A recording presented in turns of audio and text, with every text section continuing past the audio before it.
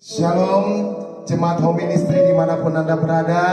Kembali lagi dalam ibadah Raya Online Home Ministry. Kita percaya bahwa dimanapun kita berada, tidak mengurangi kuasa Tuhan untuk bekerja, dan kita akan melihat kebaikan dan kuasa Tuhan dinyatakan buat kita semua. Amin. Mari kita sama-sama siapkan hati kita untuk menyembah, memuji Tuhan, bahkan diubahkan oleh kebenaran firman Tuhan.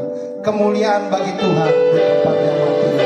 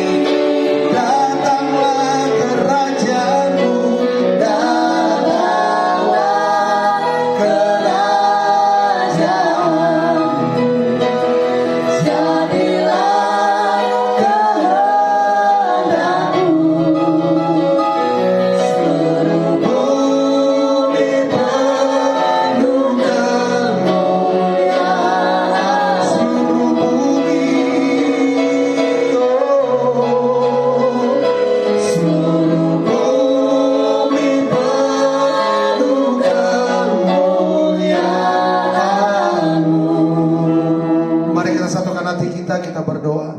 Segala pujian syukur kami naikkan kepadamu ya Tuhan dan Bapa kami, Yesus Kristus Tuhan yang sudah memelihara kehidupan kami selama berapa hari yang kami lewati bersama-sama Tuhan. Kami percaya bahwa apapun yang kami alami pada saat ini tidak mengurangi kasih Tuhan buat setiap kami. Kami akan terus melihat kebaikan dan kasih Tuhan, bahkan kuasa Tuhan dinyatakan buat setiap kami. Khususnya pada ibadah Raya Online pada saat ini Bapak, kami percaya bahwa kuasa Tuhan akan dicurahkan dimanapun kami berada, kapanpun Tuhan. Kami mengikuti ibadah ini bersama-sama, dan biarlah ibadah ini kami buka hanya di dalam nama Bapa, di dalam nama Tuhan Yesus Kristus, di dalam nama Roh Kudus. Semua yang siap beribadah bersama saya katakan amin. Mari sama-sama kita menyembah Tuhan. Kami kagum hormat akan Engkau ya Tuhan. Kau sungguh indah tiada taranya. Sangat indah, sungguh indah Engkau Tuhan. Hanya Engkau Yesus.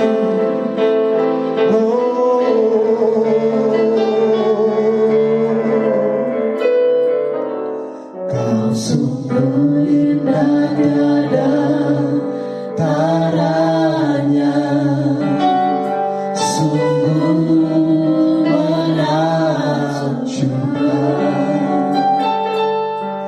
sungguh ajaib untuk dimengerti, lebih dari semua yang ada. Hikmat-Mu tiada terselami, kasih-Mu dalam tak terduga. Kau sungguh indah tiada taranya, mulia dan berkuasa. Ku kagum hormat akan Engkau. Ku kagum hormat akan Kau Yesus, Kau Yesus.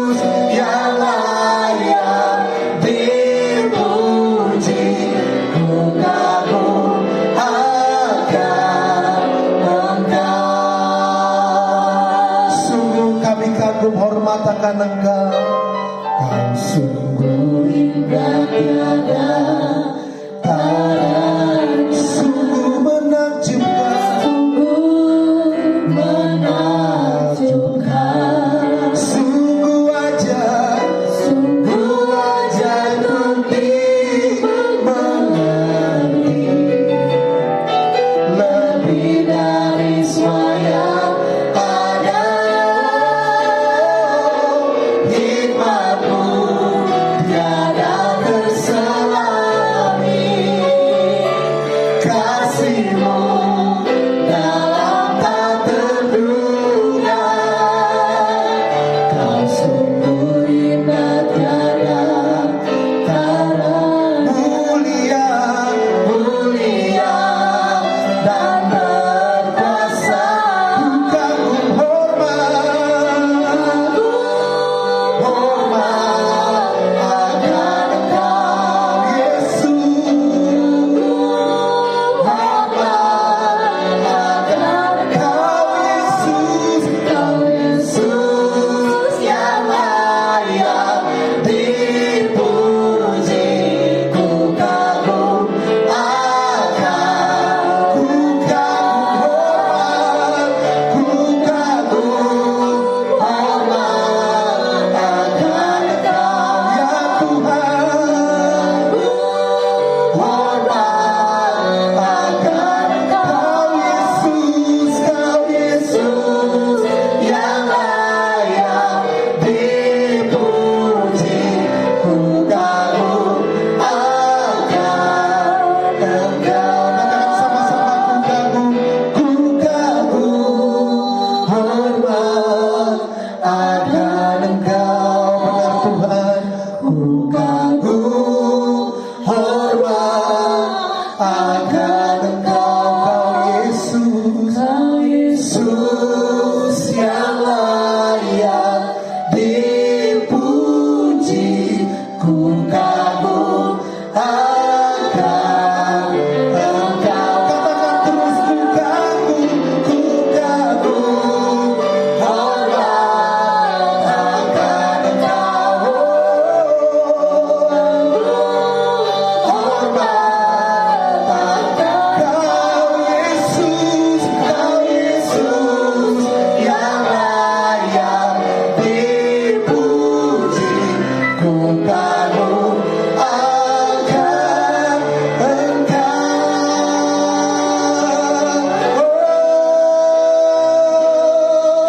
Kami kagum hormat kepadamu Yesus Tuhan.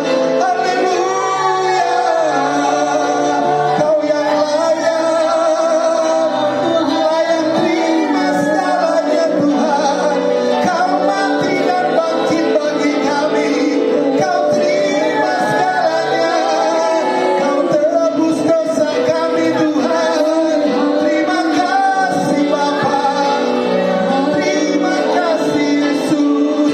Terima kasih Roh Kudus. Haleluya. Ini kami Tuhan menyembah-Mu dalam roh dan kebenaran. Sebab Kaulah kebenaran kami, Kaulah jalan kami Tuhan, Kaulah kehidupan untuk selamanya. Haleluya. Glory bagi-Mu Tuhan.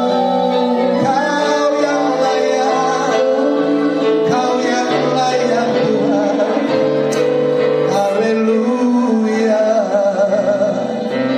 Hosana, Hosana bagi-Mu Yesus. Haleluya.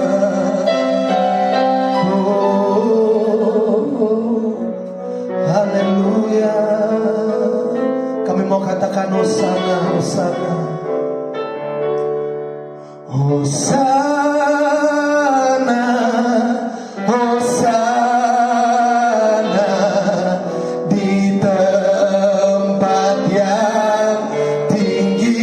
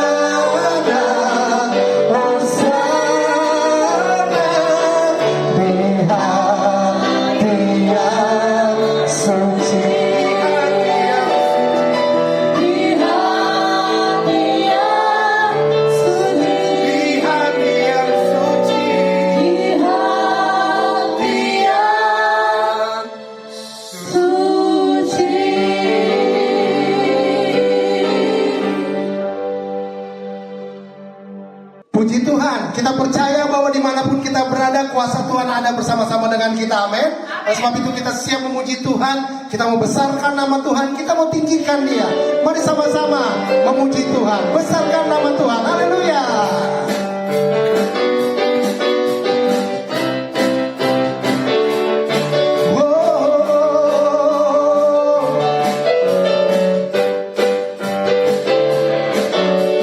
Besarkan nama Tuhan, pujilah Dia.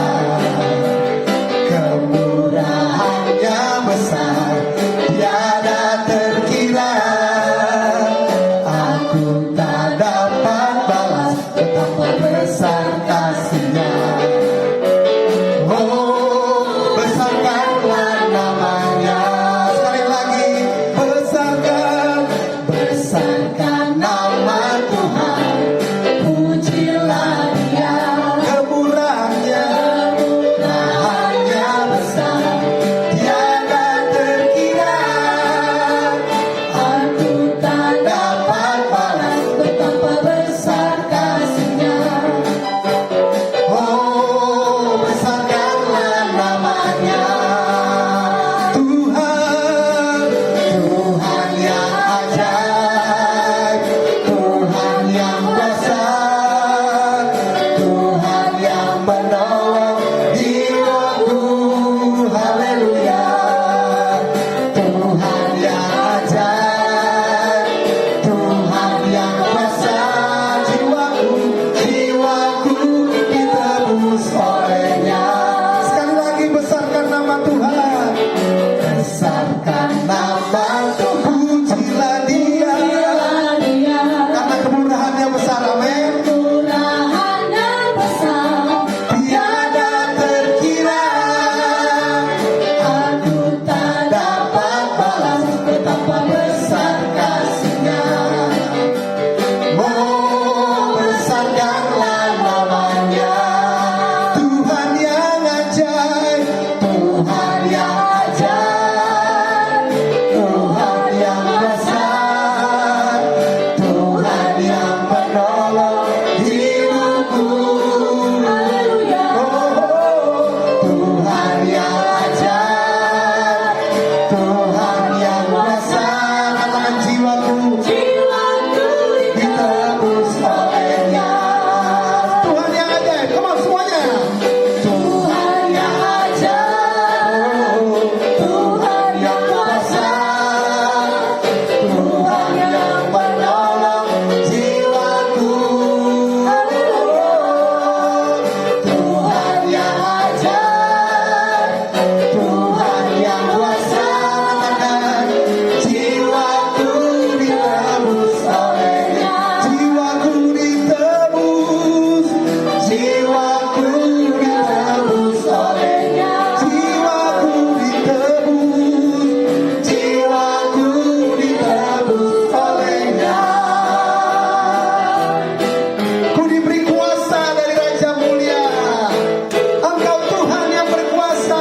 Haleluya. Yesus Tuhan. Katakan.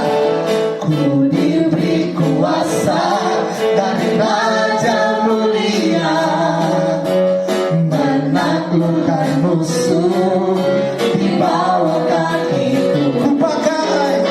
Ku pakai kuasa dari Raja Mulia. Bila Tuhan ada bersamaku, siapa jadi lawanku? Semua. Sungguh besar Kau Tuhanku, Engkau perisai hidupku. Ku berdiri dengan iman, iman dalam Yesus Tuhan. Kau yang memberi kebenaran, ku bersorak merayakan. Terpujilah Engkau Raja segala raja. Haleluya. Ku diberi kuasa. Katakan. Ku diberi kuasa dari Raja Mulia. Yes, amen. Menaklukkan musuh di bawah kakiku. Ku pakai. Ku pakai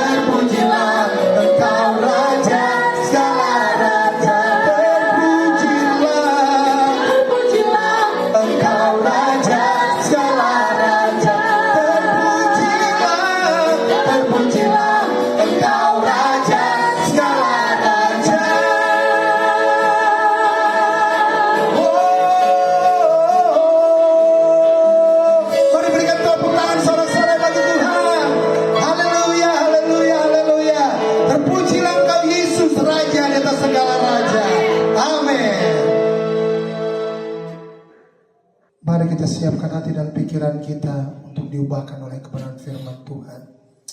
Firman Tuhan akan memberikan kekuatan yang baru buat setiap kita. Firman Tuhan adalah jalan keluar buat setiap permasalahan kita. Karena firman Tuhan adalah pribadi Yesus sendiri. Haleluya.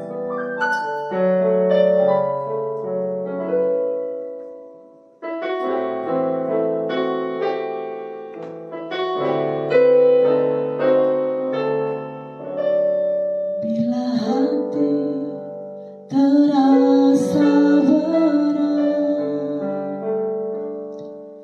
tak seorang pun mengerti bebanku. Ku tanya Yesus, apa yang harus ku buat? Dia berfirman, mari datanglah.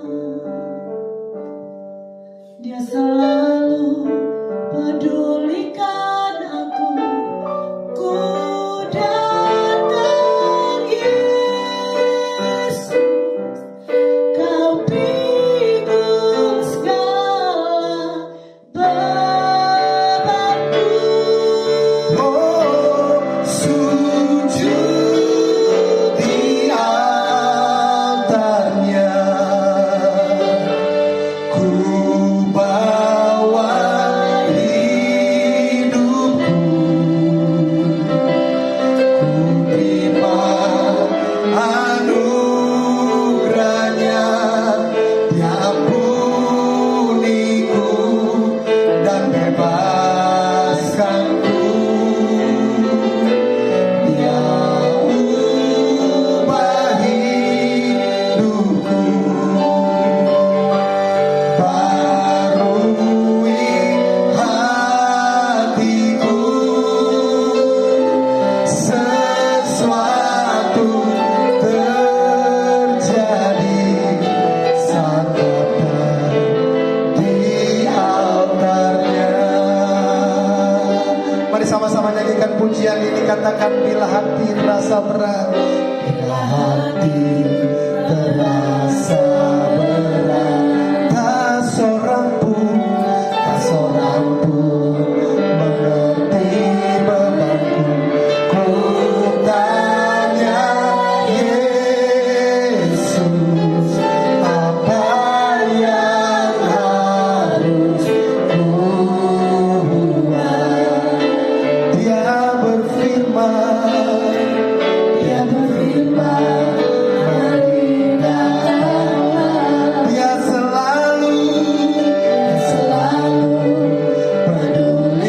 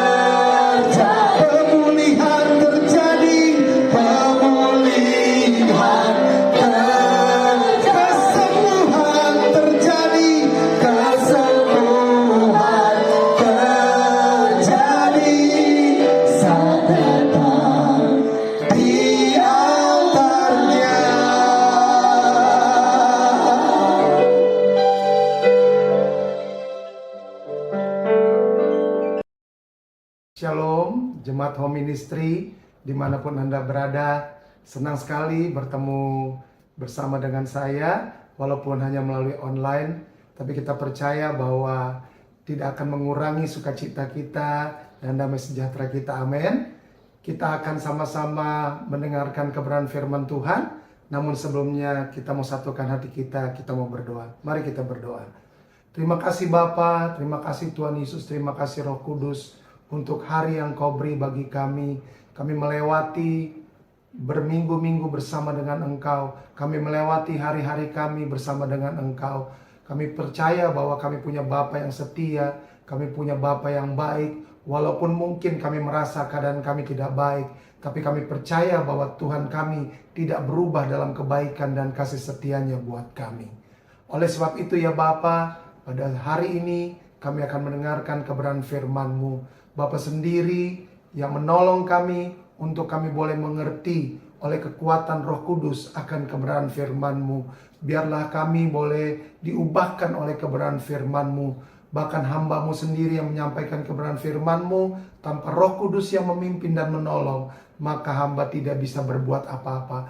Oleh sebab itu ya Bapa, Tuhan Yesus dan Roh Kudus, biarlah kami boleh dibukakan kebenaran firman-Mu. Apa yang tidak ditanam oleh Bapa di sorga, dicabut sampai kepada akar-akarnya di dalam nama Tuhan Yesus Kristus. Dan kami semua boleh diubahkan, kami semua boleh lebih lagi diberkati, kami semua boleh lebih lagi mengenal pribadi Bapa di dalam nama Tuhan Yesus Kristus. Kami siap untuk mendengarkan firman-Mu hanya di dalam nama Tuhan Yesus Kristus. Haleluya, amin. Puji nama Tuhan. Mari sama-sama pada saat ini saya akan membagikan kebenaran firman Tuhan dengan tema, kalau saudara suka akan tema atau judul, saya akan memberikan tema bertumbuh di dalam kasih karunia. Namun sebelum kita baca ayatnya sama-sama, saya percaya bahwa kita semua punya definisi yang berbeda tentang kasih karunia. Tapi saya akan memberikan apa yang menjadi definisi saya tentang kasih karunia. Apa itu kasih karunia? Saya mendefinisikan kasih karunia begini. Kasih karunia itu adalah sebuah pemberian dari Bapa kepada seseorang lewat penebusan Yesus Kristus, di mana sebenarnya orang itu atau kita tidak layak untuk mendapatkannya. Sekali lagi, kasih karunia adalah pemberian dari Bapa kepada seseorang lewat penebusan Kristus Yesus, di mana sebenarnya orang itu tidak layak untuk mendapatkannya. Sekarang kita buka sama-sama dari ayat kita, perikop kita Roma 12 ayat 1 dan 2. Mungkin Bapak Ibu Saudara sudah sering mendengar tentang ayat ini. Ada banyak hamba-hamba Tuhan yang mengkhotbahkan tentang perikop ini. Tapi saya mau membagikan sesuatu yang apa yang saya dapatkan daripada Tuhan. Roma 12 ayat 1 dan 2.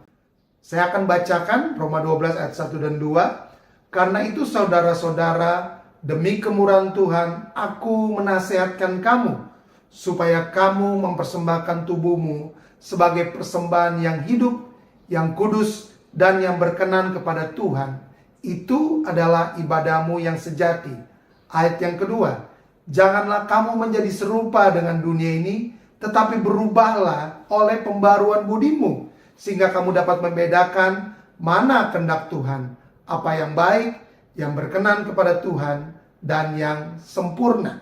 Kalau kita lihat sama-sama bahwa Rasul Paulus sedang menjelaskan kepada jemaat di Roma, supaya jemaat di Roma yang sudah memiliki kasih karunia untuk memperoleh kehidupan yang kekal, Rasul Paulus menasihatkan mereka supaya ketika mereka sudah mendapatkan, dikuduskan oleh kuasa darah Yesus, mendapatkan keselamatan yang kekal, maka sekarang mempersembahkan tubuh sebagai persembahan yang hidup, kudus, dan yang berkenan kepada Tuhan. Seringkali kita berpikir, bagaimana caranya supaya kita bisa hidup kudus di tengah dunia ini yang sedang tidak baik, yang sedang dikuasai oleh kejahatan. Bagaimana caranya supaya kita bisa hidup kudus? Seringkali kita didengar dari pendeta-pendeta, saudara harus hidup kudus. Saya setuju bahwa kita harus hidup kudus. Pertanyaannya, bagaimana caranya supaya kita hidup kudus di tengah dunia ini? Bagaimana menurut pendapat saudara? Apakah hidup kudus dengan 2 jam atau seharian saudara ada di kamar berdoa terus? Lalu yang 22 jam bagaimana? Apakah kita nggak kemana-mana? Terus aja di kamar selama setahun, bertahun-tahun, nggak pergi ke mall, nggak tahu model baju bagaimana? Kira-kira setahun saudara lakukan itu, apakah saudara menjadi kudus? Saya pastikan saudara akan bukan menjadi kudus, tapi saudara bisa menjadi sombong rohani. Memang pada dasarnya manusia tidak bisa untuk menjadi kudus, tapi kita dikuduskan oleh kuasa darah Tuhan Yesus Kristus. Kalau kita merasa bisa kudus, kita pasti tepuk-tepuk dada.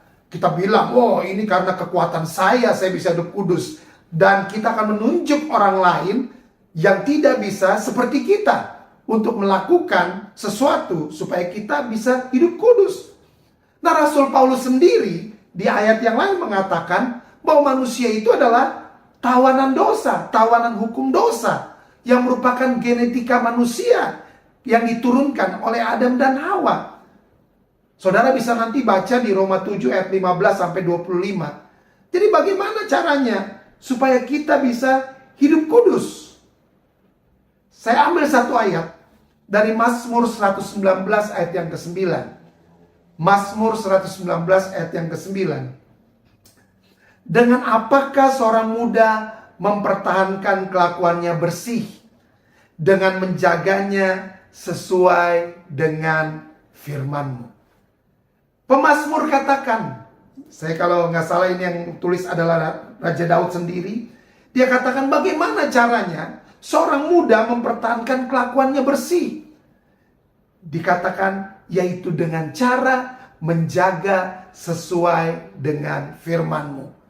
Jelas bahwa kita hidup kudus karena kita dikuduskan oleh kuasa darah Yesus. Dan kita dikuduskan oleh kuasa firman Tuhan. Jadi saya percaya bahwa kita sekarang sudah mengerti apa yang Rasul Paulus nyatakan di dalam Roma 12 ayat yang pertama. Supaya kita mempersembahkan tubuh kita adalah karena kita sudah dikuduskan oleh kuasa darah Yesus. Dan kita dikuduskan oleh firman Tuhan. Dan sekarang kita lihat ayat yang kedua dari perikop kita Roma 12. Saya akan bacakan.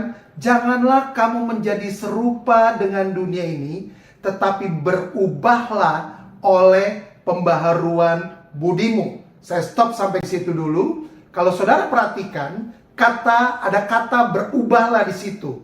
Saya ambil dari bahasa aslinya, kata berubahlah itu memakai kata metamorfo. Saudara ingat, kalau saudara ingat metamorfosis, suatu proses perkembangan yang melibatkan perubahan penampilan atau struktur, itu kita sama-sama sudah belajar mungkin di sekolah dasar. Nah, di Rasul Paulus katakan bahwa kita harus berubah dalam pembaharuan budi. Artinya begini Bapak Ibu Saudara, itu dimulai dari pemikiran kita. Pemikiran menghasilkan tindakan, tindakan menghasilkan gaya hidup, dan gaya hidup menghasilkan budaya. Jadi tindakan kita, apa yang kita lakukan selama ini berhari-hari selama kehidupan kita, itu adalah manifestasi dari cara berpikir kita. Di mana tadi saya dikatakan bahwa cara berpikir kita akan menghasilkan tindakan, sehingga menghasilkan gaya hidup, dan itu akan menjadi budaya. Dan ini kenyataannya bahwa semua tindakan, cara berpikir dan budaya kita itu sudah sangat dipengaruhi oleh kerajaan kegelapan waktu Adam dan Hawa berbuat dosa. Karena itu kita perlu berubah. Dan itu dimulai dari cara berpikir kita yang diubahkan. Jadi bukan mulai dari tindakan kita. Dimulai dari cara berpikir kita. Diubahkan terlebih dahulu cara berpikir kita. Dan ini nggak gampang saudara. Selama kita sudah diajar belasan atau puluhan tahun. Kita sudah sering mendengar pengajaran oleh orang tua kita, oleh pendeta-pendeta, khotbah-khotbah yang kita dengarkan. Dan ada kemungkinan besar hal-hal yang kurang sesuai dengan kebenaran firman Tuhan. Kita terima semua hal, kita dengar semua hal tanpa kita mempelajari sendiri. Dan kita menjadi percaya ketika kita mempelajari firman Tuhan sendiri. Oleh sebab itu saya mau katakan, mengubah pembaruan budi, cara berpikir kita sendiri aja itu sulit. Apalagi mau merubah cara berpikir orang lain. Karena itu saudara, perlu yang namanya proses. Dibutuhkan yang namanya kasih karunia untuk Tuhan mengubahkan kehidupan kita. Dan ini berita baiknya, bahwa Tuhan suka terhadap proses. Tapi manusia senang kepada hasilnya. Tapi Tuhan lebih suka ketika manusia mengalami proses. Kita lebih suka kepada hasil. Kita mau hasil yang cepat. Kita mau supaya semuanya berubah dalam waktu yang cepat. Tapi saya mau katakan bahwa manusia tidak akan pernah bisa berubah kalau bukan Tuhan yang mengerjakannya di dalam pribadi orang tersebut. Saya kasih contoh. Istri senang kalau lihat suaminya berubah. Aduh Pak Pendeta, suami saya kenapa nih belum berubah-berubah ya? Jadi ibu maunya bagaimana? Ya cepat dong Tuhan ubahkan suami saya. Nah, istri-istri suka kalau suaminya cepat berubah. Tapi istri-istri mungkin tidak tahan mengalami proses yang Tuhan kerjakan dalam kehidupanmu untuk melihat suami saudara berubah. Maunya suami cepat berubah. Saya mau katakan sabar Bu, ada waktunya Tuhan. Sebaliknya, suami mau supaya istrinya berubah. Ma, ayo dong ma, berubah dong. Ya kan? Iya Pak, saya udah mulai berubah nih. Pelan-pelan dong Pak, nggak gampang nih Pak. Pak, saya mau katakan bertahan aja Pak. Jangan karena suami saudara, istri saudara tidak berubah, maka Bapak cepat-cepat mau menceraikan istri saudara. Enak aja.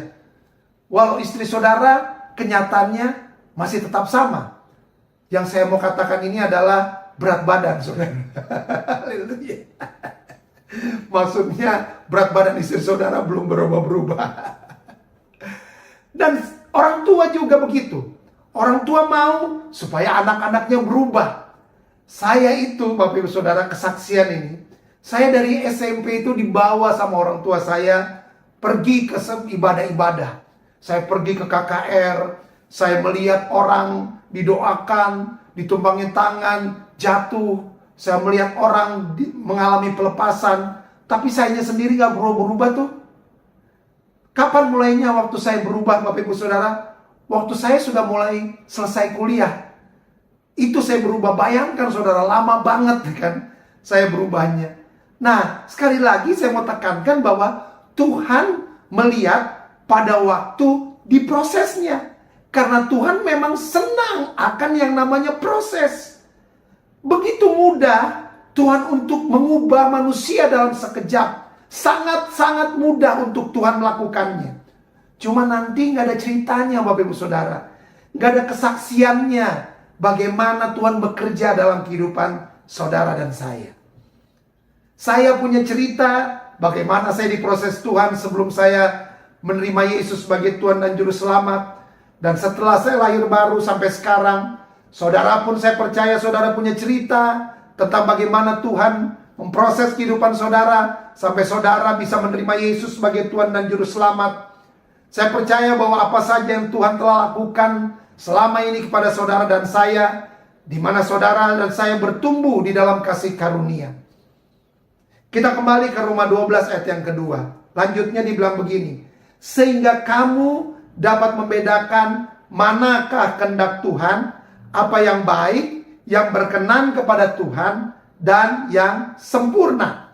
Sekali lagi saya mau sampaikan begini, proses menghasilkan kedewasaan, proses menghasilkan keserupaan dengan Tuhan. Proses dapat membuat kita bertumbuh dalam kasih karunia untuk bisa membedakan. Saya akan masuk di dalam khotbah. Yang pertama, proses dapat membuat kita bertumbuh dalam kasih karunia untuk bisa membedakan. Yang pertama adalah yang baik. Saya tuh pikir-pikir waktu saya mempersiapkan khotbah ini. Yang baik. Yang baik itu menurut siapa? Karena baik menurut Tuhan itu tidak sama dengan baik menurut manusia. Karena standarnya Tuhan itu sungguh sangat tinggi. Jauh berbeda dengan standarnya manusia. Standar manusia itu kebaikan. Tapi standarnya Tuhan itu kebenaran. Sekali lagi, standar manusia itu kebaikan. Tapi standarnya Tuhan itu kebenaran. Baik belum tentu benar, tapi benar sudah pasti baik. Saya kasih contoh. Mungkin kita sering mendengar sampai sekarang, atau dulu-dulu kita sering mendengar, ada orang mengatakan bahwa berbohong untuk kebaikan itu nggak apa-apa. Itu yang sudah sering kita dengar. Oh, nggak apa-apa Pak, Bu, berbohong kan demi kebaikan. Tapi setelah kita lihat di dalam firman Tuhan, itu nggak ada ayatnya berbohong untuk kebaikan, Bapak Ibu Saudara. Yang ada adalah di Matius 5 ayat 37, saya bacakan. Jika ya, hendaklah kamu katakan ya. Jika tidak, hendaklah kamu katakan tidak. Apa yang lebih daripada itu berasal dari si jahat. Itu salah satu contoh bahwa yang baik menurut manusia belum tentu benar menurut Tuhan. Semua orang bisa melakukan kebaikan, tapi tidak semua orang bisa melakukan kebenaran. Karena kebenarannya adalah tidak ada seorang pun yang dapat melakukan kebenaran, yaitu kebenaran firman Tuhan, kalau Bapa di sorga tidak mengaruniakannya kepada orang tersebut untuk dapat melakukan kebenaran. Contoh dalam kebenaran firman Tuhan, kita lihat sama-sama di dalam firman Tuhan di kitab Injil Lukas. Lukas pasal 18 ayat 10-14. Kalau saudara sudah dapatkan, kita akan baca sama-sama Lukas 18 ayat 10-14. Saya akan bacakan buat Bapak Ibu Saudara semuanya. Ayat 10, Lukas 18. Ada dua orang pergi ke bait suci untuk berdoa. Yang seorang adalah Farisi dan yang lain pemungut cukai.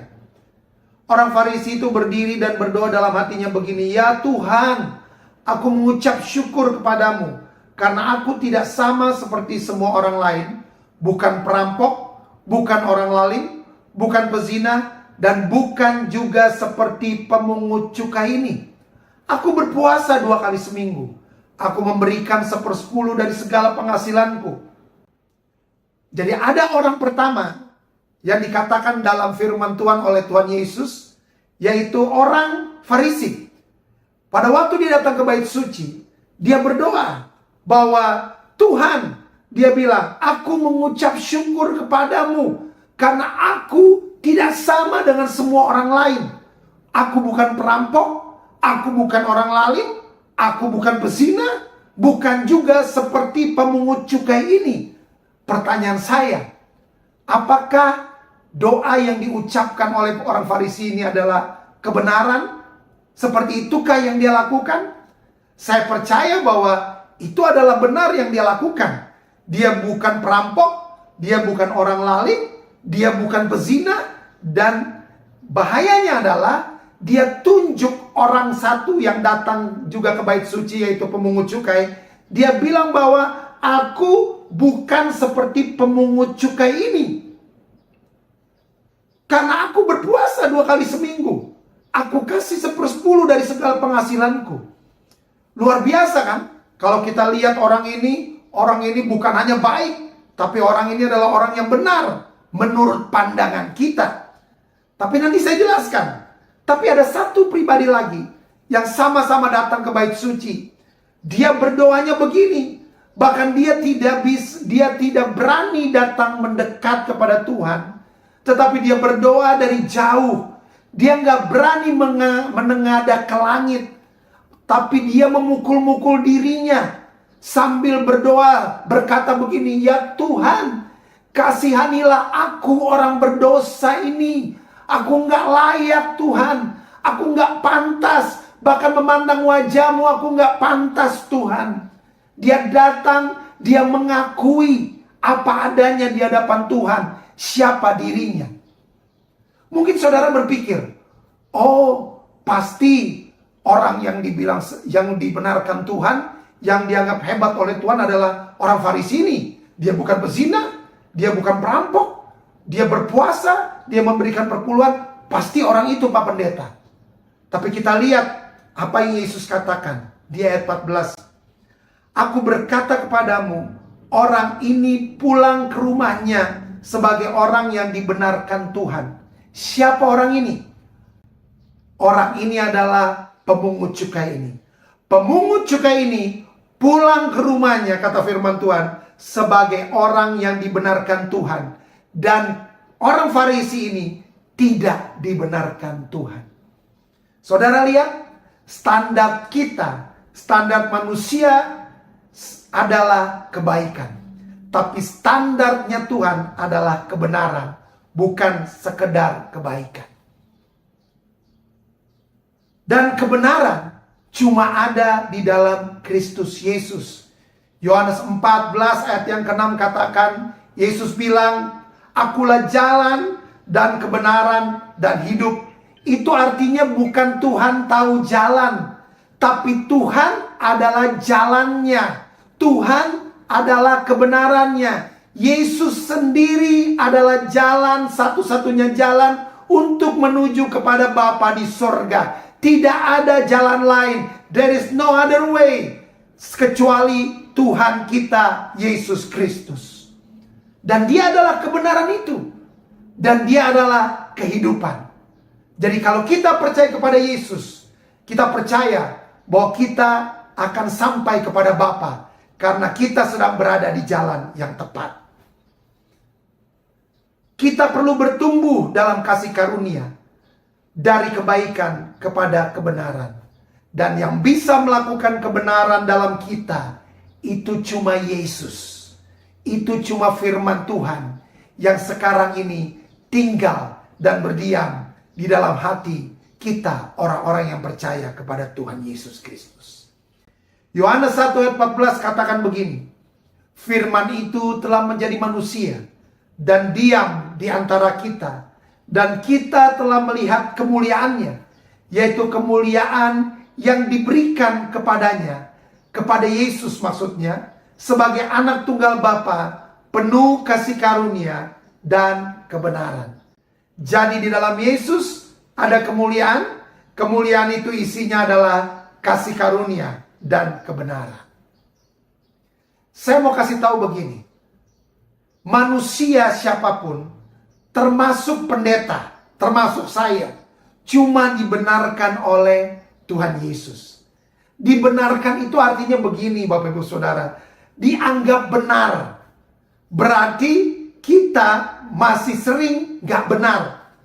Masih bisa buat salah.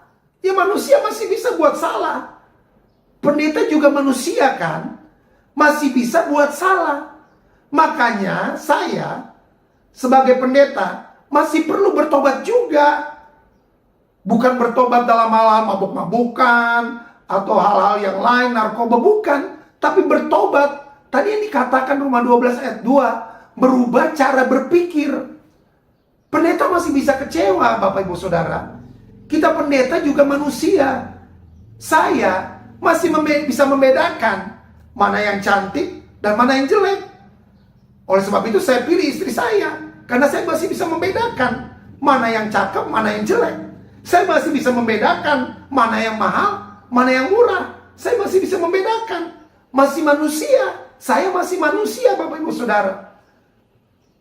Makanya saya mau bilang kepada jemaat home ministry pada saat ini, jangan pernah mengidolakan pendeta siapapun. Karena pendeta masih manusia. Nanti kalau saudara tahu pendetanya bisa jatuh, saudara jadi kecewa sama pendeta. Dan bahayanya adalah saudara bisa kecewa sama Tuhan. Kan kebanyakan orang percaya senang mengidolakan pendeta. Ini saya lagi ceritakan orang-orang yang di Manado. Karena kan saya lagi ada di Manado saat ini. Haleluya. Nah, sekali lagi, kebanyakan orang percaya kan senang mengidolakan pendeta. Ya. Padahal kan kita cuma lihat dari online. Kita nggak kenal lebih, Bapak Ibu Saudara. Kita lihat pendeta di online, punya karunia, bisa menyembuhkan orang sakit, punya karunia, pandai berbicara, pandai berkhotbah, punya karunia ini, punya karunia itu. Dia bisa mungkin punya penglihatan, dia bisa tahu seseorang yang sedang berbuat dosa, dia bisa melakukan mujizat kesembuhan, bisa melakukan apapun. Puji Tuhan untuk hal itu. Tapi saudara, kalau saudara baca tentang jemaat di Korintus, nanti saudara punya waktu saudara baca di rumah. Jemaat di Korintus itu, semua jemaat punya karunia. Mereka semua hebat, baik secara teologis maupun secara filosofi. Tapi ternyata mereka hidup dikuasai oleh keinginan daging. Oleh sebab itu saya mau bilang kepada jemaat home ministry, jangan pernah mengidolakan pendeta. Karena pendeta pasti punya kelemahan, pendeta pasti punya kekurangan yang terus diproses sampai dia meninggal dunia. Tapi bukan juga kita seenaknya menjelek-jelekan pendeta. Walaupun pendeta memang harus siap disalah mengerti, harus siap difitnah, harus siap dibenci, sama seperti Yesus. Tapi marilah kita saling menghormati satu dengan yang lain. Jadi kita idolakan Yesus aja. Amin Bapak Ibu Saudara. Lihat Yesus yang disampaikan oleh pendeta di dalam khotbah. Perhatikan firman Tuhan yang disampaikan. Bobot firman Tuhan yang dikhotbahkan. Jadi kalau ada yang disampaikan tidak ada dasar firman atau tidak mengandung kebenaran firman Tuhan, saudara bisa anggap aja itu sebagai pengetahuan. Gak usah dijadikan sebagai dasar dalam menjalani kehidupan. Karena sekalipun pendeta, bisa aja yang disampaikan bukan kebenaran firman Tuhan, tapi cuma cerita yang tidak ada dasar kebenaran firman Tuhannya. Tapi sekalipun dia bukan pendeta, tapi kalau yang disampaikan mengandung kebenaran firman Tuhan, dengarkan dan lakukan firman Tuhannya. Apa yang disampaikan, karena firman Tuhan itu kebenaran. Oleh sebab itu, mari kita sama-sama bergerak pada karunia yang Tuhan percayakan kepada kita. Saya percaya kita semua diberikan karunia masing-masing yang berbeda yang Tuhan berikan buat setiap kita. Itu bukan hanya diberikan kepada pendeta, tapi saya percaya jemaat home ministry juga punya karunia yang Tuhan berikan kepada saudara. Pergunakan itu, pakai itu, kobarkan karunia yang Tuhan sudah percayakan kepada saudara. Bergerak di dalam kasih karunia yang Tuhan mau saudara untuk lakukan. Karena saya percaya bahwa kita semua, walaupun kita adalah jemaat, kita punya karunia yang berasal daripada Tuhan yang berbeda-beda. Jangan pernah bergerak dari yang bukan kasih karunia saudara, tapi bergerak, temukan apa yang menjadi kasih karunia saudara buat Tuhan. Bergerak, bukan hanya dalam hal rohani, dalam pekerjaan saudara. Mungkin saudara cuma berjualan, mungkin saudara cuma sopir, mungkin saudara cuma pegawai. Tapi saya percaya bahwa dimanapun saudara ditempatkan, di lingkungan saudara, di pekerjaan saudara, gunakan karunia itu untuk saudara menjangkau jiwa bagi hormat kemuliaan nama Tuhan. Jadi setiap pendeta pun punya masing-masing karunia daripada Tuhan. Masing-masing ada kasih karunianya, bergerak di dalam karunianya. Saya tidak akan masuk di bagian yang bukan karunia saya. Dan saya tahu karunia apa yang Tuhan percayakan pada saya ketika saya terlebih dahulu terjun ke dalamnya. Karena kalau saya nggak terjun ke dalamnya, kalau saya nggak pernah coba untuk berkhotbah, saya nggak pernah tahu kalau saya ternyata bisa berkhotbah di depan orang. Karena pada awalnya saya jangankan berkhotbah, jangankan ngomong, pegang mic aja gemeteran saudara. Tapi setelah saya mulai dipercayakan oleh Tuhan untuk berkhotbah, saya jadi tahu, oh ternyata bahwa saya punya karunia untuk berkhotbah. Jadi bergeraklah sesuai dengan karunia saudara. Nah saudara tahu dari mana kalau saudara punya karunia tersebut? Kalau saudara tidak pernah mencoba untuk bergerak di dalamnya. Seperti di dalam firman Tuhan, kalau saudara nanti baca, ada 5 jawatan dalam firman Tuhan. Ada rasul, ada nabi, ada gembala, ada pengajar, ada penginjil.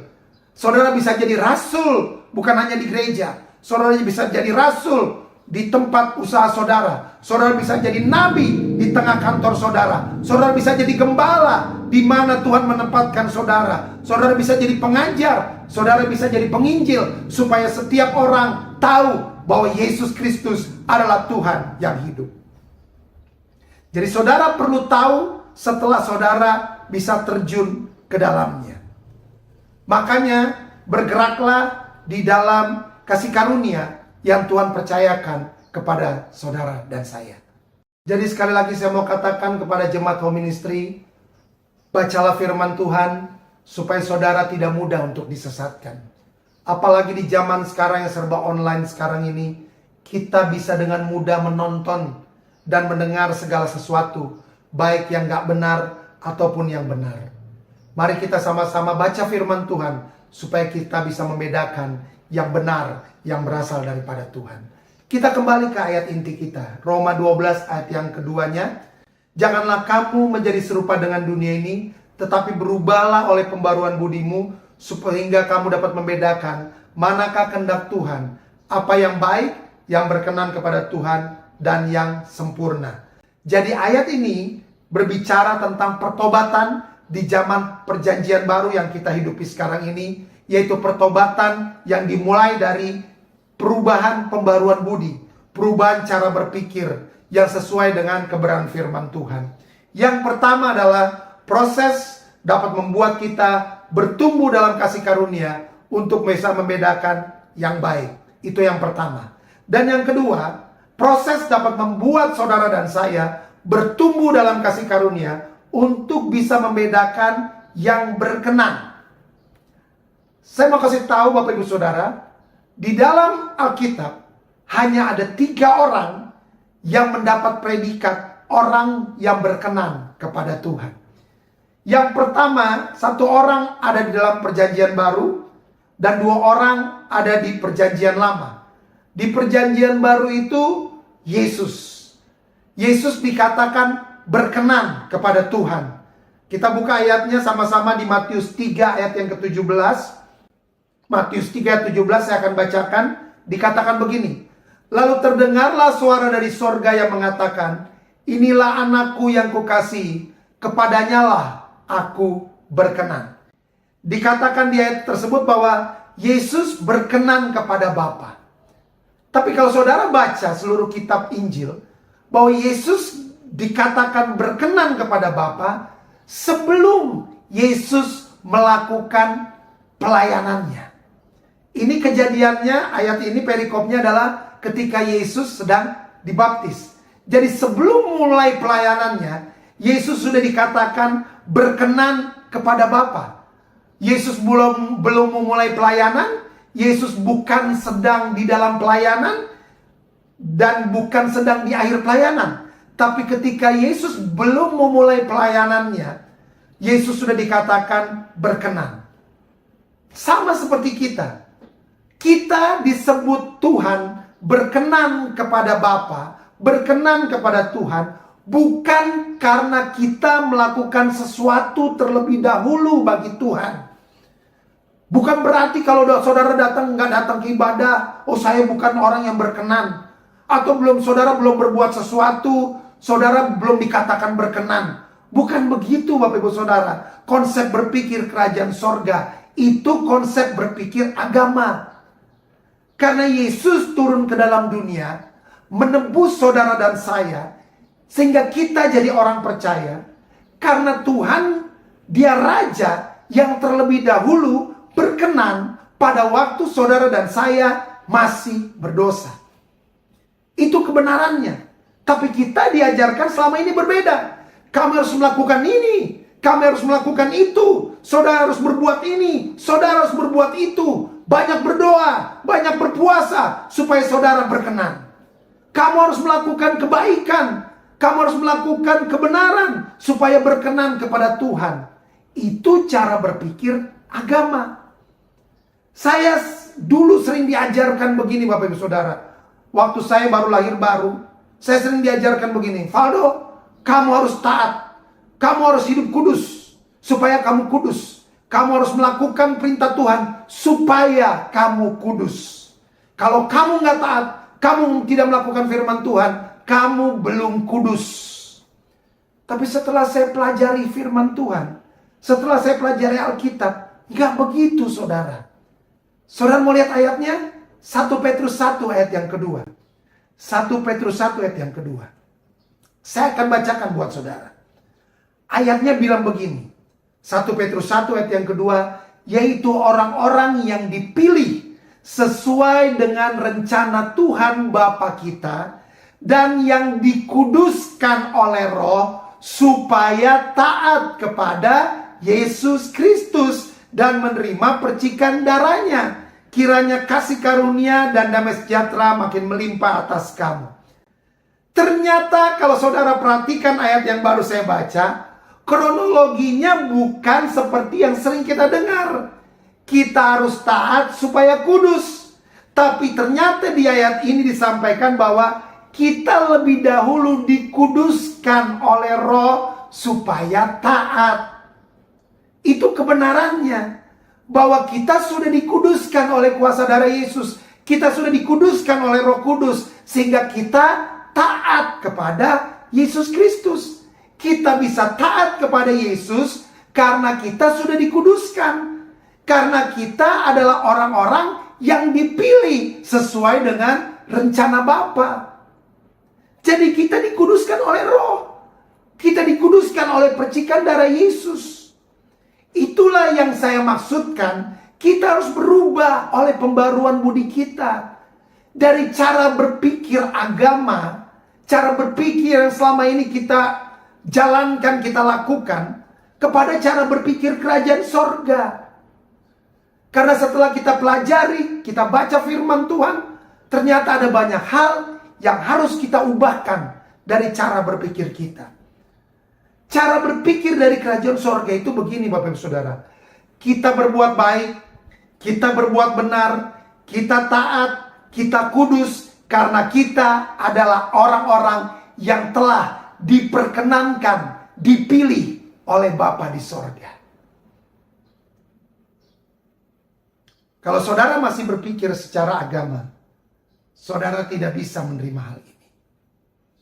Mari kita ubah cara berpikir kita. Kita ubah pembaruan budi kita kepada kebenaran firman Tuhan. Jadi Bapak Ibu Saudara jemaat Home Ministry, di perjanjian baru, orang yang disebut berkenan kepada Bapa, mendapat predikat berkenan kepada Bapa adalah Yesus. Mungkin saudara berpikir, ya Pak Pendeta, tapi itu kan Yesus. Yesus kan lahir dari Roh Kudus, gak pernah berbuat dosa. Sekarang kita lihat lagi, dua orang lagi. Sekarang ada di perjanjian lama. Yang pertama adalah Henok. Kita buka sama-sama Ibrani 11 ayat yang kelima. Ini yang firman Tuhan katakan. Karena iman Henok terangkat, supaya Henok tidak mengalami kematian, dan Henok tidak ditemukan, karena Tuhan telah mengangkatnya. Sebab sebelum Henok terangkat, Henok memperoleh kesaksian bahwa Henok berkenan kepada Tuhan. Orang kedua dalam firman Tuhan dalam Alkitab yang dikatakan orang berkenan adalah Henok. Henok berkenan kepada Tuhan. Kenapa Bapak Ibu Saudara? Alkitab tidak pernah menulis Henok melakukan sesuatu yang spektakuler buat Tuhan. Apakah Henok pernah ditulis dalam Alkitab Henok berpuasa 40 hari? Apakah Henok pernah melakukan perbuatan baik ini itu sampai dia dapat predikat berkenan kepada Tuhan? Saya nggak pernah menemukan hal itu Bapak Ibu Saudara dalam Alkitab. Tapi cuma ini yang Alkitab tulis tentang Henok. Kejadian 5 ayat 22 dan 24. Cuma ini yang Alkitab tulis. Kejadian 5 ayat 22-24 dikatakan begini. Ayat 22. Dan Henok hidup bergaul dengan Tuhan selama 300 tahun lagi. Ayat 24. Dan Henok hidup bergaul dengan Tuhan. Lalu Henok tidak ada lagi sebab Henokh telah diangkat oleh Tuhan. Jadi Alkitab cuma menulis bahwa Henokh hidup bergaul dengan Tuhan. Itu kalimat kuncinya. Bahwa Henokh berjalan dengan Tuhan. Kalau saudara baca dalam bahasa Inggris, Henokh walk with God. Artinya apa Bapak Ibu Saudara? Henokh hidup bergaul dengan Tuhan. Itu simple. Hidup bergaul dengan Tuhan itu sesuatu yang simple tapi powerful, saudara. Hidup bergaul dengan Tuhan, kalau saya bisa terjemahkan di dalam kehidupan kita sehari-hari, itu seperti hubungan suami istri, Bapak Ibu Saudara. Kita bergaul dengan Tuhan seperti seorang suami dengan istri. Contoh, waktu saya ada di Jakarta, setiap kali saya lagi ada di mobil atau saya punya waktu luang, saya telepon istri saya. Saya telepon, "Ma, lagi ngapain? Lagi di mana?" "Oh iya, Papa lagi di mana nih?" "Oh, saya lagi kerja nih. Saya lagi di dalam mobil, lagi nyetir."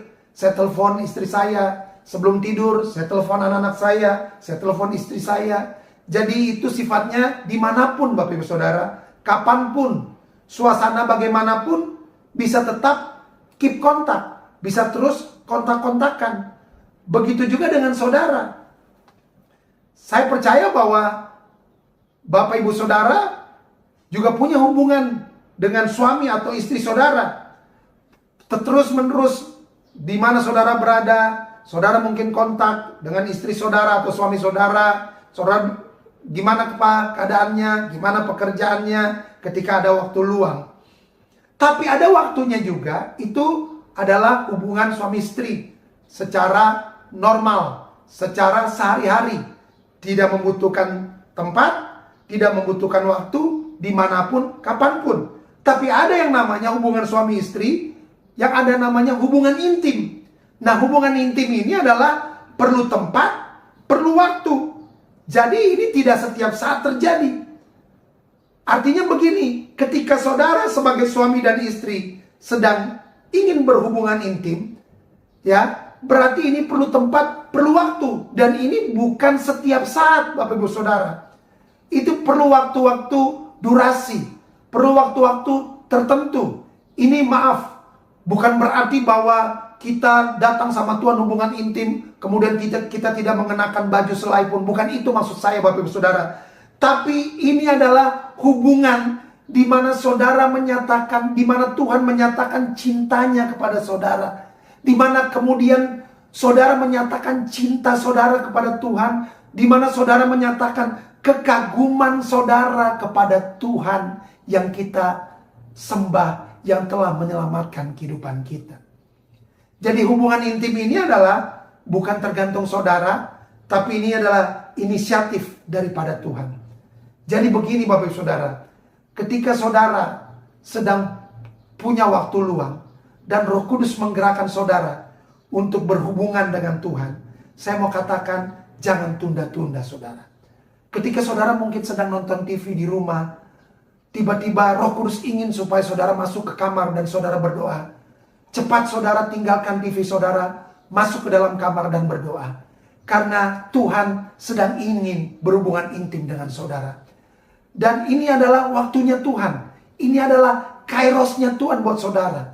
Jadi saya mau sarankan, jangan pernah tunda-tunda. Karena mungkin waktu ini tidak datang setiap saat. Ketika Tuhan inginkan saudara datang kepada Tuhan, sebenarnya Tuhan sedang ingin menyatakan janji-janjinya kepada saudara. Tuhan sedang ingin menyatakan cintanya kepada saudara. Ada hal-hal yang ingin Tuhan bagikan kepada saudara. Ada janji-janji Tuhan yang ingin Tuhan kerjakan dalam kehidupan saudara. Jadi ketika Tuhan sedang ingin berhubungan intim dengan saudara, jangan tunda-tunda. Kerjakan itu. Karena saudara akan melihat kasih Tuhan, cinta Tuhan dinyatakan lebih lagi dalam kehidupan saudara dan saya. Sama seperti suami dan istri, punya hubungan intim, punya waktu berdua, tanpa terganggu oleh hal-hal yang lain. Begitu juga dengan Tuhan kita. Dia ingin punya waktu berdua dengan saudara, dan tidak terganggu dengan pekerjaan saudara, dengan aktivitas saudara, dengan hal-hal yang lain.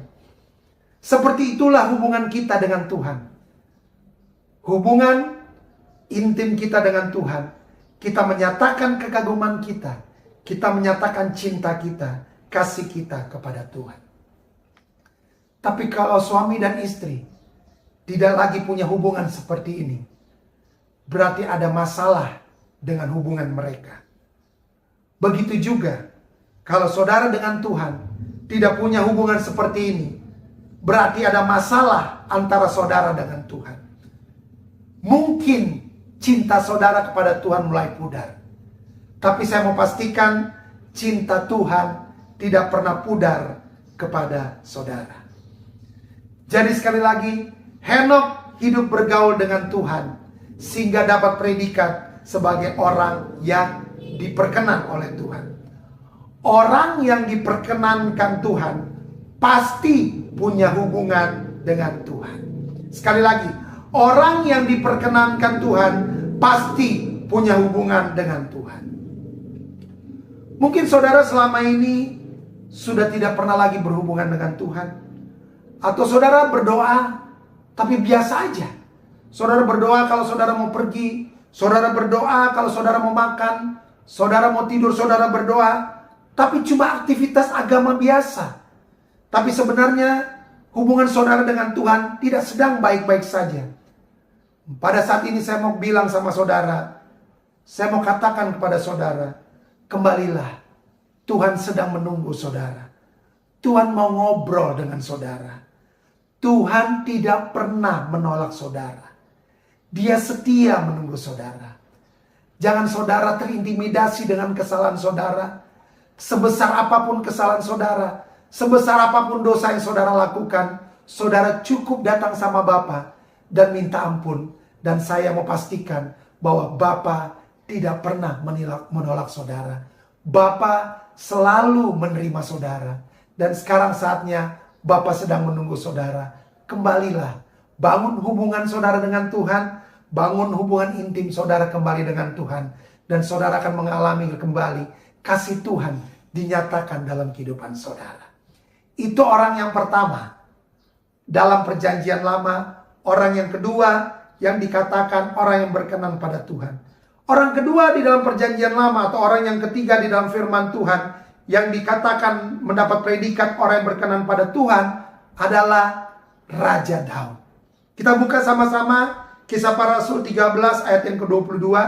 Dikatakan demikian firman Tuhan.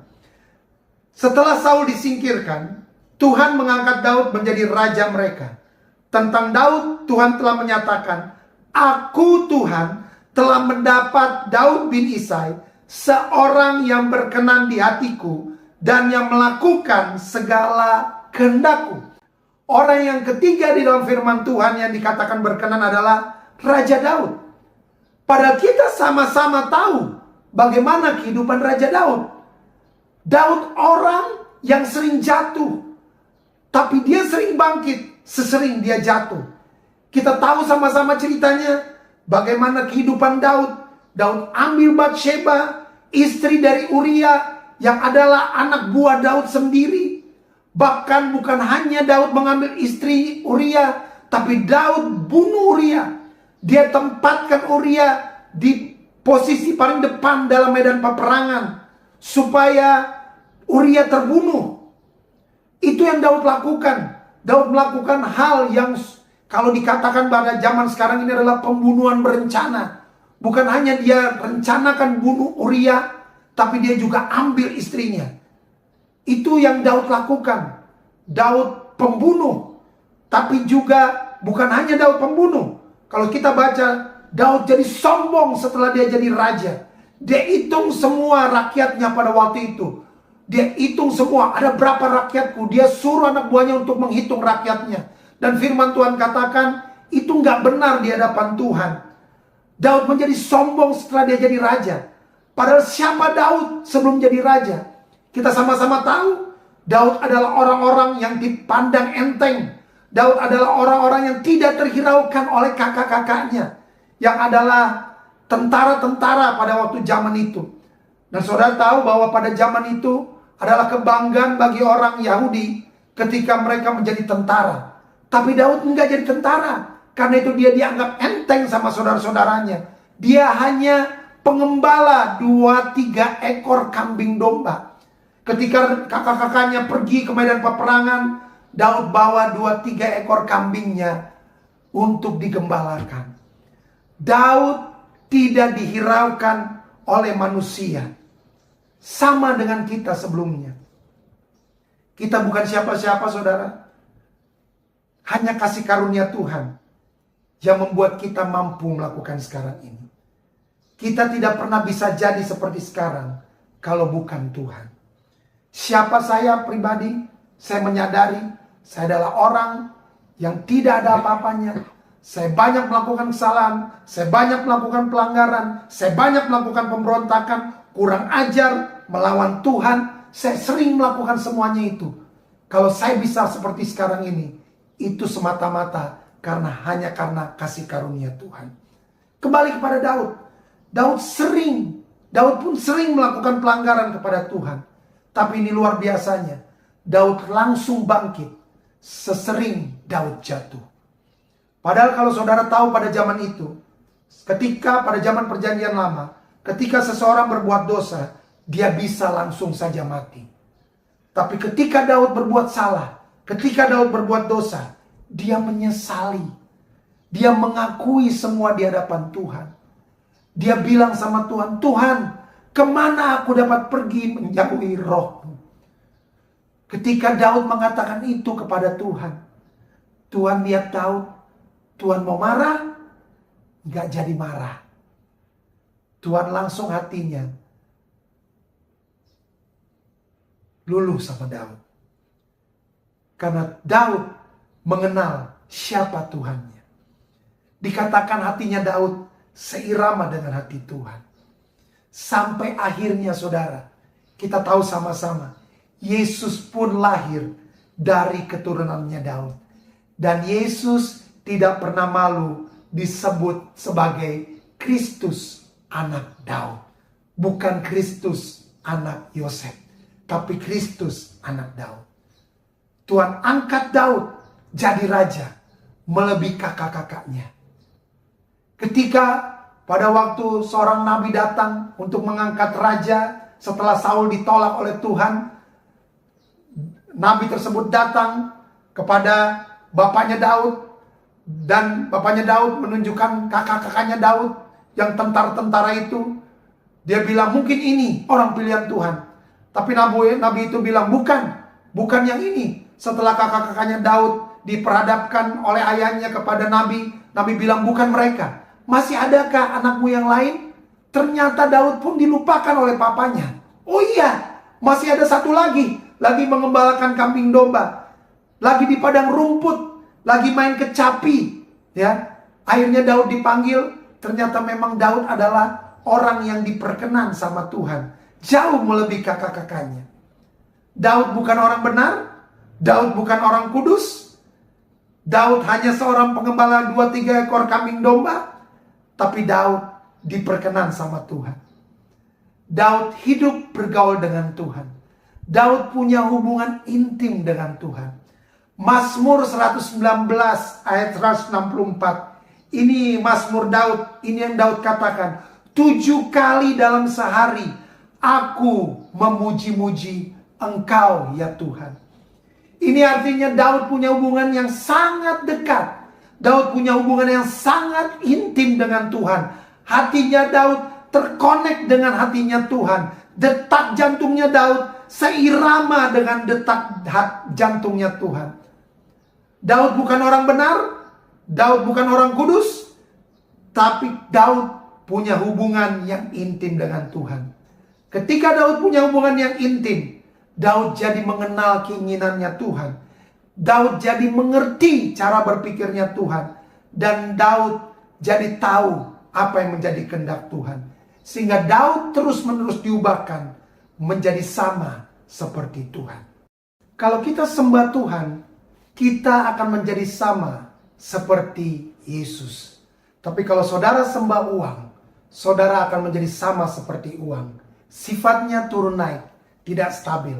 Tapi waktu saudara dan saya memutuskan, saya hanya mau menyembah Tuhan, maka Tuhan yang hidup akan membawa saudara dan saya akan terus naik, saudara akan dipromosikan sama Tuhan. Saudara akan melihat kebaikan Tuhan. Saudara akan hidup lebih lagi dalam kemuliaan Tuhan. Dan saudara akan menjadi sama seperti Yesus. Itu yang Daud kerjakan. Daud terus menyembah Tuhan. Walaupun dia baru mengembalakan 2-3 ekor kambing domba. Tapi yang paling penting di hadapan Tuhan adalah kesetiaan. Ketika saudara dan saya setia menyembah Tuhan, maka saudara dan saya akan melihat promosi yang dilakukan oleh Tuhan buat hidup saudara dan saya. Pada masa hidup Daud sebagai raja, Daud bangun Tabernacle of David. Daud bawa tabut Tuhan dalam tenda yang dibuat. Waktu Daud jadi raja, dia buat 44.000 penyanyi yang dilatih, yang disebut dengan ahli seni. Penyembahan terjadi siang dan malam, dan itu menyenangkan hati Tuhan. Israel pada waktu itu sebagai bangsa yang kecil yang berada di tengah-tengah bangsa lain yang besar, tapi Daud ingin supaya bangsa-bangsa lain yang besar melihat Yahweh yang Daud sembah, Tuhan orang Israel yang Daud sembah. Dengan penyembahan dan doa yang Daud bangun selama 33 tahun jadi raja atas Israel. Israel berubah jadi bangsa yang dipimpin oleh penyembahan, bukan oleh kekuatan politik atau yang lain. Daud rubah, Daud langgar seluruh aturan keimamatan yang terjadi. Seharusnya secara aturan Daud sudah mati, tapi Daud buat korban penghapusan dosa oleh binatang, diganti dengan sacrifice of praise. Dan ini yang sebenarnya Tuhan rindukan untuk saudara dan saya lakukan. Ini yang sebenarnya Tuhan sedang tunggu-tunggu dari saudara dan saya. Daud orang yang hidup pada zaman perjanjian lama, tapi hidup dengan pewahyuan perjanjian baru. Perjanjian yang Tuhan sudah janjikan untuk saudara dan saya hidupi sekarang ini. Dan ini yang Tuhan mau lakukan, Bapak Ibu Saudara. Kisah Para Rasul 15 ayat yang ke-16 dikatakan begini.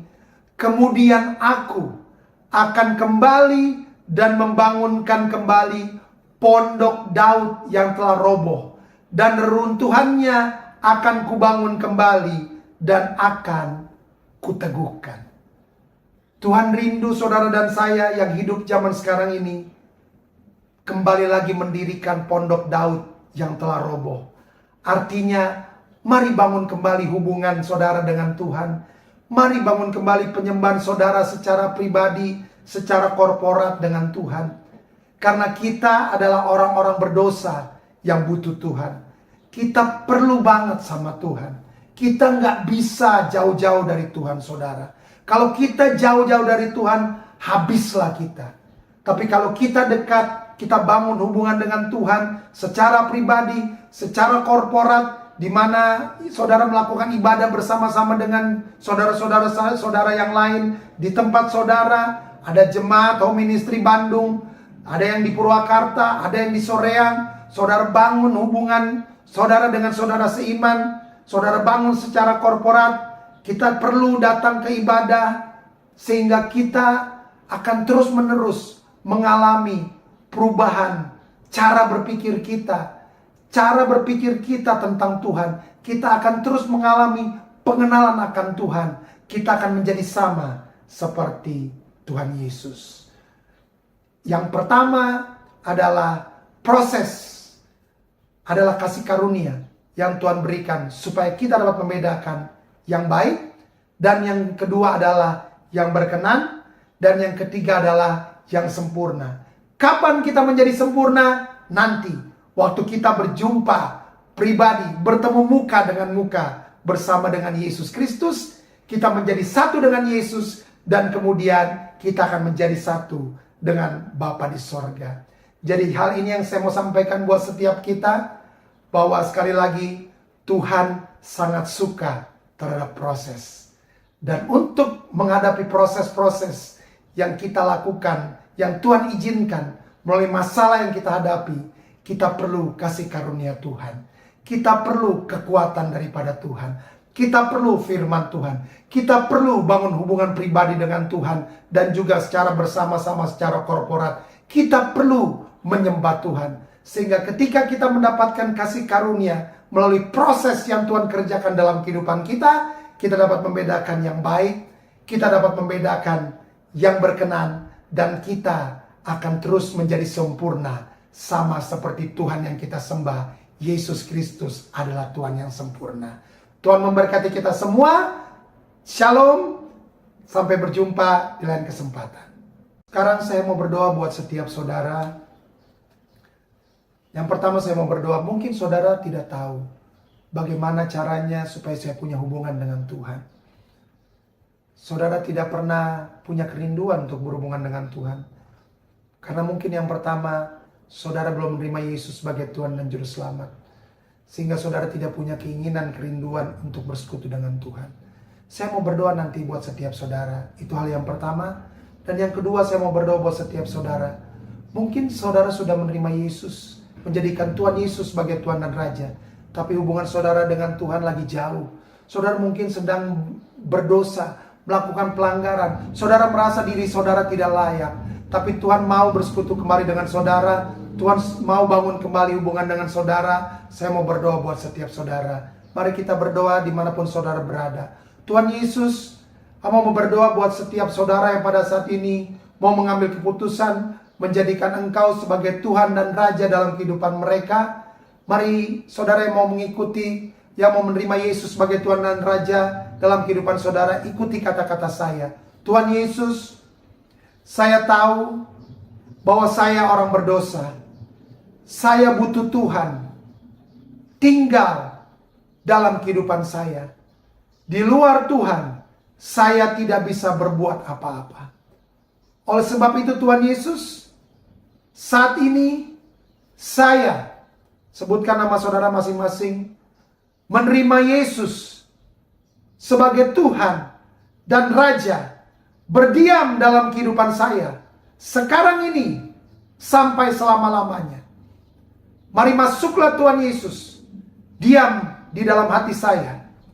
Dan saya mau katakan kepada iblis, engkau tidak punya hak lagi atas kehidupan saya. Karena hidup saya sudah jadi milik Tuhan Yesus Kristus. Yang kedua, saya mau berdoa buat setiap saudara yang jauh daripada Tuhan. Bapa, Engkau lihat mereka yang sedang jauh daripadamu ya Tuhan. Kalau mereka sedang melakukan pelanggaran, kesalahan, Tuhan, saya percaya bahwa Tuhan mengampuni dosa-dosa mereka. Tuhan melayakan mereka karena darah Yesus yang sudah menyucikan dan melayakan mereka. Biarlah mereka kembali punya hubungan intim dengan Tuhan. Mereka kembali dalam penyembahan-penyembahan secara pribadi bersama dengan Tuhan. Mereka kembali di dalam ibadah-ibadah secara korporat bersama dengan saudara seiman. Semua intimidasi, semua rasa tertuduh yang dibuat oleh iblis, kami patahkan, hancurkan dalam nama Tuhan Yesus Kristus. Karena mereka adalah orang-orang yang sudah diperkenankan, sudah dilayakan untuk kembali lagi bangun hubungan denganmu ya Tuhan Yesus. Terima kasih Bapa, terima kasih Tuhan Yesus. Segala hormat, pujian, kemuliaan hanya bagi nama Yesus Kristus Tuhan. Haleluya. Amin. Ministry dimanapun Anda berada, saat ini kita akan masuk dalam sakramen perjamuan kudus. Dan saya persilakan saudara yang ada di rumah untuk bangkit berdiri. Bagi saudara-saudara yang saat ini sudah menyiapkan sarana perjamuan kudus, mohon dipegang. Dan kita akan doakan sama-sama. Di dalam nama Tuhan Yesus saat ini kami mengangkat roti dan anggur ini. Kami kuduskan, kami sucikan di dalam nama Tuhan Yesus menjadi layak digunakan untuk perjamuan kudus ini. Dalam nama Tuhan Yesus, haleluya, amin. Saudara, dengarkanlah ketetapan perjamuan kudus. Yesus berfirman, "Akulah roti hidup yang telah turun dari sorga. Jikalau seorang makan dari roti ini, ia akan hidup selama-lamanya. Dan roti yang kuberikan itu ialah dagingku Ia akan kuberikan untuk hidup dunia.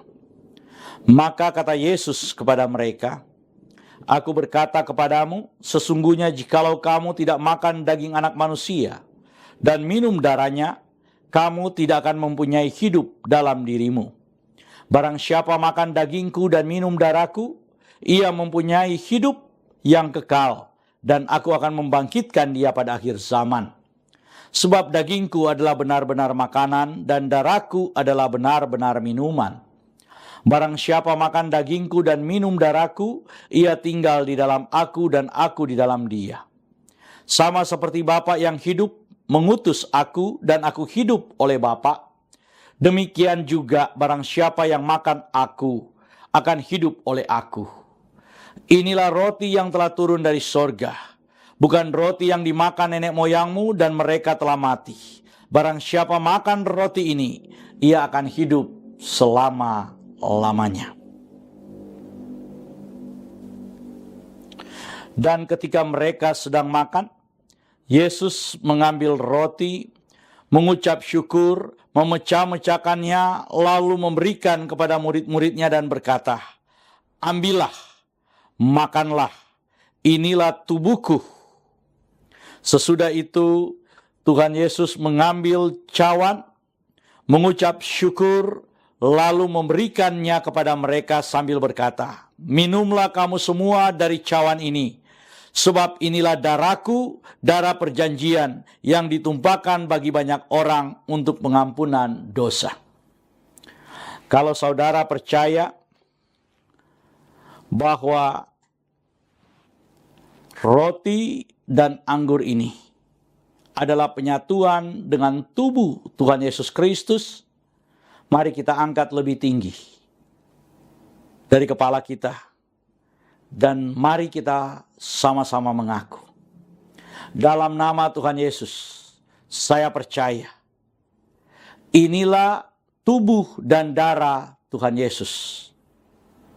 Kalau saya makan tubuh Tuhan Yesus Kristus dan minum darah Tuhan Yesus, maka saya percaya semua dosa-dosa saya telah diampuni oleh Tuhan. Saya percaya kalau saya makan tubuh Tuhan Yesus dan minum darah Tuhan Yesus, maka semua kutuk telah dipatahkan. Saya percaya kalau saya makan tubuh dan minum darah Tuhan Yesus, maka semua sakit penyakit saya telah disembuhkan. Saya percaya, kalau saya makan tubuh Tuhan Yesus dan minum darah Tuhan Yesus, maka saya mendapat bagian dalam tubuh Kristus, dan saya akan diberi tubuh kemuliaan, dan Tuhan akan mengangkat saya ketika Tuhan Yesus datang di awan-awan yang permai untuk menyatu dan bertemu dengan Dia. Saya percaya inilah tubuh dan darah Tuhan Yesus Kristus. Kita angkat lebih dulu tubuh Tuhan Yesus Kristus dan kita berkata, inilah tubuh Tuhan Yesus Kristus dalam nama Tuhan Yesus. Kita minum darah Tuhan Yesus Kristus dan kita berkata dalam nama Tuhan Yesus Kristus.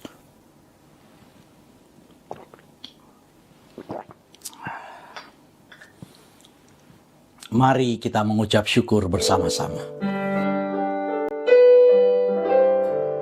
Karya terbesar dalam hidupku, pengorbananmu yang selamatkanku, engkaulah harta yang tak ternilai, yang ku miliki dan ku hargai.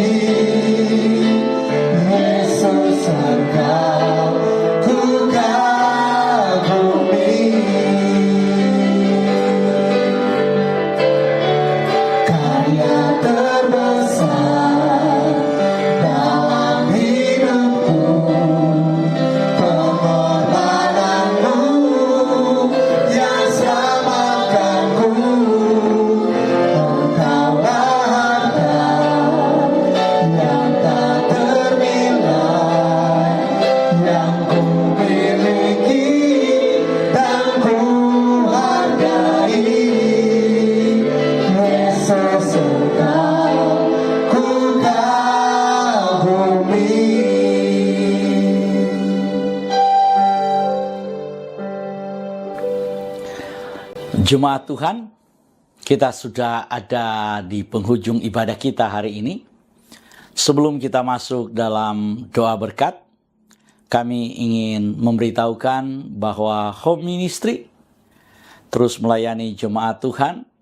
Dan Sobat Home Ministry, atas nama Gembala Sidang Home Ministry, yaitu Pastor Doni Toisuta, kami mengucapkan terima kasih atas semua partisipasi saudara-saudara, atas semua kehadiran saudara dalam mengikuti ibadah pada hari ini.